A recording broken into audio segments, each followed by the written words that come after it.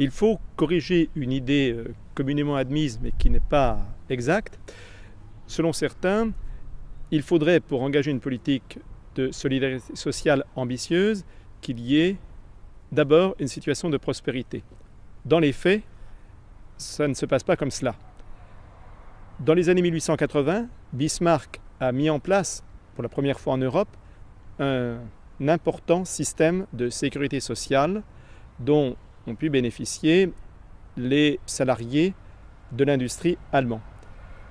Cette sécurité sociale, cette mise en place de la sécurité sociale a précédé l'extraordinaire développement industriel et économique allemand, l'Allemagne devenant en quelques années la première puissance industrielle en Europe. Autre exemple, en France, la mise en place de la sécurité sociale au lendemain de la Seconde Guerre mondiale a précédé la grande période de croissance économique des Trente Glorieuses. Autrement dit, la sécurité sociale est plutôt un moteur de développement économique et social. Elle crée aussi des initiatives nouvelles à travers les établissements sanitaires, à travers le développement d'activités vouées à l'action sociale, sanitaire, l'action de santé, et de nouveaux métiers peuvent aussi se développer.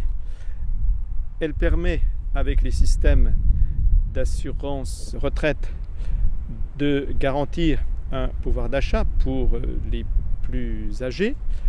Également, des politiques familiales se mettent en place, ce qui donc stimule l'activité économique en général.